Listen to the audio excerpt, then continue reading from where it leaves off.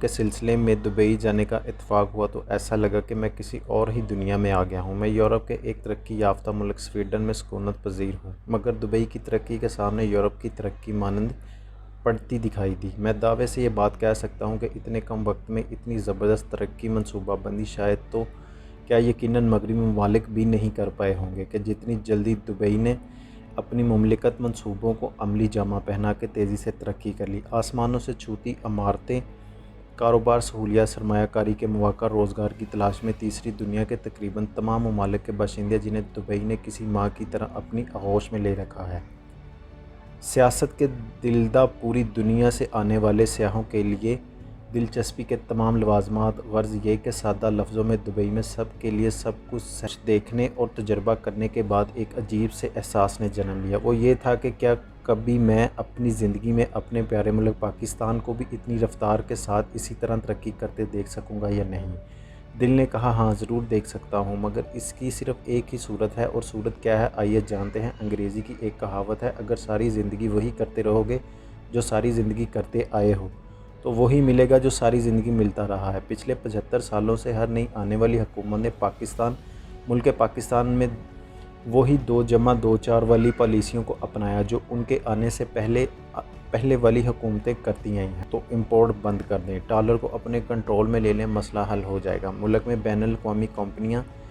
لے آئیں، مسئلہ حل ہو جائے گا۔ جس نقطۂ نظر سے ہم اپنے ملک کو پچھلے 75 سالوں سے چلا رہے ہیں، وہ نقطۂ نظر اب چلتا نظر نہیں آ رہا۔ اب اس نظر کو بدلنے کی ضرورت ہے۔ اب ایک جامع، ٹھوس اور طویل مدت منصوبہ بندی کی ضرورت ہے، جس کے لیے موافق حالات بھی پیدا کرنے کی ضرورت ہے۔ آج تک پاکستان میں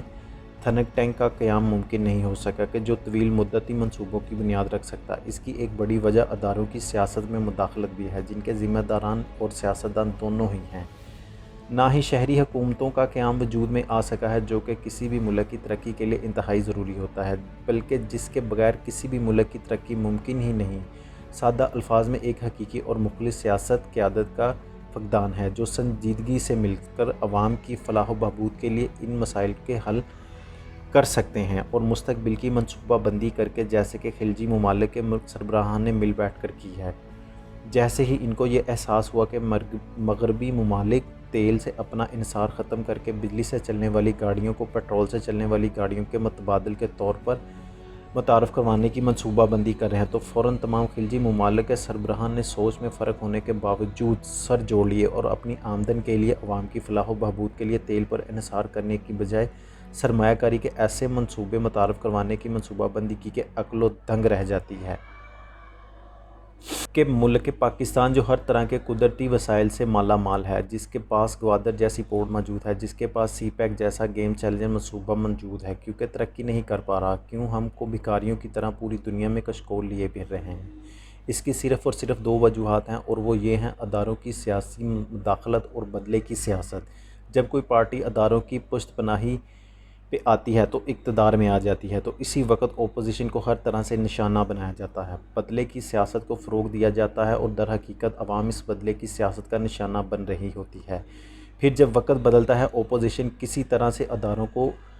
رام کر کے اگلی بار حکومت میں آتی ہے، تو پچھلی حکومت کے سیاستدانوں نے چن چن کر بدلے لیتی ہے۔ اگر یہ نہ ہوتی تو کوئی ڈکٹیٹر آئین کو پیروں تلے روندتے ہوئے، عدالتوں کو باندی بنا کر، میرے عزیز ہم وطنوں کا نعرہ لگا کر، آئین اور قانون کی دھجیاں اڑاتے ہوئے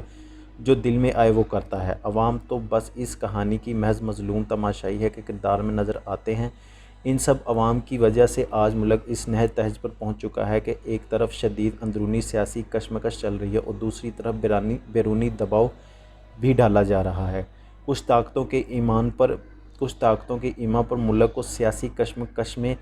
کشمکش کے ذریعے اندرونی طور پر کمزور کروا کے اس نہج پر لانے کی کوشش کی جا رہی ہے کہ جہاں ملک کے ایٹمی ہتھیاروں تک کسی طریقے سے رسائی حاصل کی جا سکے، جو شروع دن سے ان کے طاقتور کا ایجنڈا ہے۔ ایک بڑی مثال اس وقت IMF کی پاکستان کی طرف سے تماشائی شرط پوری ہونے کے باوجود قرضوں کی منظوری میں دیر اور بہت طریقے سے پاکستان کو کسی ایسے جال میں پھنسانے کی کوشش کی جا رہی ہے کہ جس کا مقصد صرف اور صرف ملکی سالمیت کو نقصان پہنچانا ہے۔ بدقسمتی سے عوام کو اس وقت سیاسی لڑائی لڑنے کے کچھ اور نظر نہیں آ رہا۔ اس وقت پاکستان کو ایک ایسے حقیقی رہنما کی ضرورت ہے جو جامع منصوبہ بندی اور حکمت عملی کے ساتھ ملک کو آگے لے کے جا سکے، ملک کی تمام سیاسی جماعتوں کو مذاکرات کی میز پر لا سکے، آپس میں مل بیٹھ کر سب سے پہلے ملک کو معاشی بحران سے نکالے، پھر انگریزوں کے دور کے بنے ہوئے قوانین میں تبدیلیاں کی جائیں اور عدالتوں کو غیر جانبدار بنایا جائے، نئے سماجی معاہدے ترتیب دیے جائیں، ٹیکس کے نظام میں تبدیلیاں کی جائیں، قبائلی عوام کو ان کے حقوق دیے جائیں، سی پیک جیسے گیم چینجرز منصوبے کی جلد از جلد تکمیل کی جائے، تو یقین جانیے کہ ملک پاکستان اگلے 5 سالوں میں خطے میں چین کے بعد دوسرے نمبر کا ترقی یافتہ ملک بن سکتا ہے۔ پاکستان کے تمام مسائل اس کا اس وقت صرف اور صرف ایک ہی حل ہے، اور وہ یہ ہے کہ حقیقی سچائی، کھرا اور دلیر رہنما۔